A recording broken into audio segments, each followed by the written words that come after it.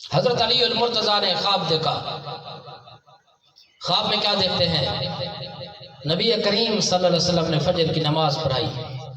پہلی رکعت میں یہ سورت پڑھی، دوسری رکعت میں یہ سورت پڑھی، اور ایک بڑھیا آئی، اس کے ہاتھ میں کھجوروں کی پلیٹ ہے. فجر کی نماز نبی علیہ السلام نے پڑھا دی، صحابہ کی طرف چہرہ کا لیا، یہ حضرت علی خواب دیکھ رہے ہیں. کھجوروں کی پلیٹ ہے. نبی علیہ السلام نے وہاں سے 2 کھجوریں اٹھائی، حضرت علی المرتضیٰ سامنے بیٹھے ہیں، ان کے حوالے کر دی.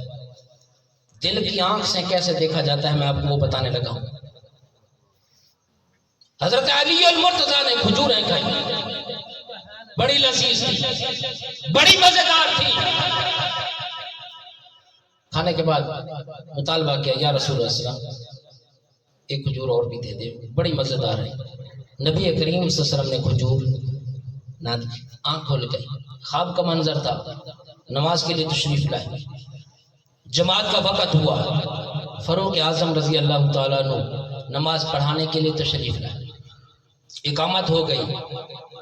جماعت پہلی رکعت میں فاروق اعظم رضی اللہ تعالیٰ عنہ نے وہی سورت پڑھی جو حضرت علی المرتضیٰ نے خواب میں دیکھا تھا کہ نبی کریم صلی اللہ علیہ وسلم نے پہلی رکعت میں یہ سورت پڑھی تھی.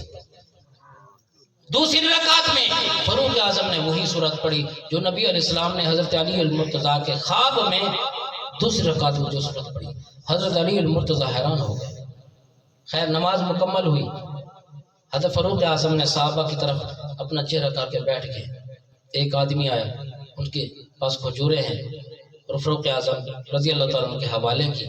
فاروق اعظم رضی اللہ تعالیٰ عنہ نے 2 کھجوریں اٹھائی، سامنے حضرت علی المرتضیٰ بیٹھے ہیں، ان کے حوالے کی.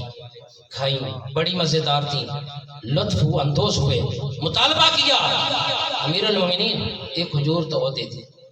فاروق اعظم نے فرمایا علی، خواب میں جب حضور صلی اللہ علیہ وسلم نے آپ کو اور کھجور نہیں دی تو میں عمر کیوں آپ کو دوں؟ سبحان اللہ.